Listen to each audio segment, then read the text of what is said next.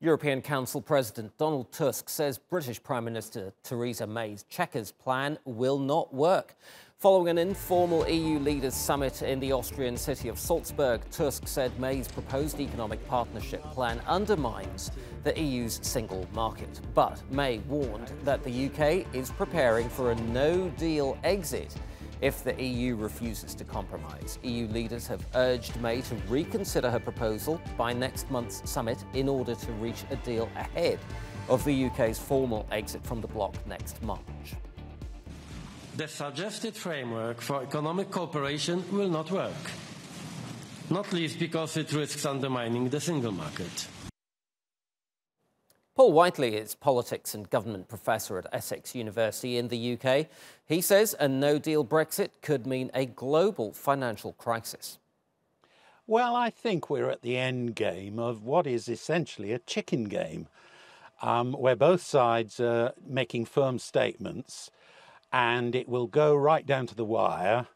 But I think in the end, there'll be an agreement at the very last minute. That's typical, of course, of decision-making in the European Union. If you look at the extent to which both sides have moved over the period that the negotiations have been going on, Theresa May's moved a fair distance. She made a speech in London at Lancaster House last year, which was setting out essentially a hard Brexit. You know, Britain would be out of the single market, out of the customs union, and have no jurisdiction, no recognised jurisdiction of the European Court. Now, the Chequers Agreement, as it's now called, has softened that considerably. I mean, we're kind of half in, according to the agreement, we're kind of half in and half out of the customs union. The court will still play a role in conjunction with UK courts and will have some features of the single market. So what we've ended up with is something like a soft Brexit. Now, within that, there is a red line, and that relates to the Irish border. My reading of this is that the Irish government have not been entirely honest in the way they've approached this.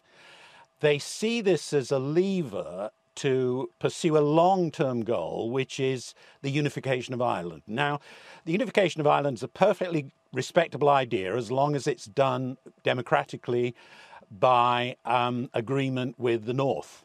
But I think they can lever this a little bit and create a situation where Northern Ireland is separated from the United Kingdom. Now, she's not likely to accept that under any circumstances. Well, if there's a provisional agreement with the European Union, then she, despite, much arguing in Parliament and much disagreement, the Chequers Agreement will then be, or some near version of it, will then be the only game in town. And I can't see the House of Commons just throwing this out, because that would mean Brexit without any deal. And frankly, if that occurred in the context of international financial markets being very nervous, particularly about the trade disputes going on between China and the United States, you could trigger a financial crisis across the world with something like this. So that's what Brexit looks like from a UK perspective. To get the viewpoint from across the channel, let's go to TRT World's Editor-at-large, Craig Copetas in Paris. Hello there, Craig. Craig, has Theresa May come out of this looking even weaker than she did going into this summit? Well, Theresa May says the Chequers plan is not dead, and neither is Elvis, as our... I didn't understand a thing our previous guest was talking about. Theresa May is bringing British sausage making to the continent, and quite frankly, we don't need it here. We make better sausages. Look, here's what I think is going to happen.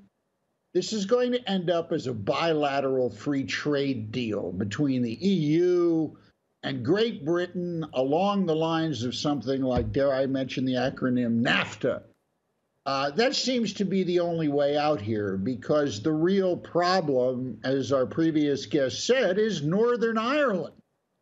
and you have a 330-mile-long border of hell there. That this hard Brexit, soft Brexit, baloney Brexit, it's going to impact that mightily. Yeah, that really is seems to be the thorniest issue right now. The UK wants to avoid any EU proposal that treats Northern Ireland as a separate part of the UK. From the EU's point of view, it's about ensuring that goods and services and people continue to flow across the EU the way they have always done. That's the whole thing. Just how far apart are the two sides on the Northern Ireland issue? They're very far apart because the European Union will not break the coherence of a single market. They're certainly not going to do it for Theresa May. They're not going to do it for Boris Johnson, and they're not going to do it for that handful of radical, hardline Northern Ireland MPs who are all radical Protestants for the most part, who have been keeping Theresa May in power. I mean, you're looking at a rekindling of the religious war that started back with James I in 1606 with the plantation of Ulster. I mean, that was 412 years ago. No one wants to go back to that. That's why I think this is just going to be a bilateral free trade deal. Otherwise, it's very confusing. I suppose looking at it from Donald Tusk's point of view and the EU leaders' point of view, the big problem is perhaps the centrifugal forces that would be set in place if once the UK leaves, in particular when it comes to the eastern peripheral members of the EU that are already looking at defying Brussels on a number of things. Am I reading that right? Well, yes, you are getting that right. And that brings up the other key, the other possible coming together. It has to do with immigration. A couple of years ago, the EU wasn't paying any attention to immigration. Now on their right wing here on the continent, they have a lot of anti-immigration parties, and they're starting to take this seriously. Now, correct me if I'm wrong here, but was not the problem, the British public perceived there was a problem of immigration there that helped engender, engender. So Brexit, so maybe there's some framework there. But again, I think there's going to be, I don't think the EU would be smart to get into a political drag down fight with Britain on this. Just do a bilateral free trade deal a la NAFTA. Yep. Meanwhile, do you think Brexit has done more to bring the likes of France and Germany together than almost any other issue in recent memory?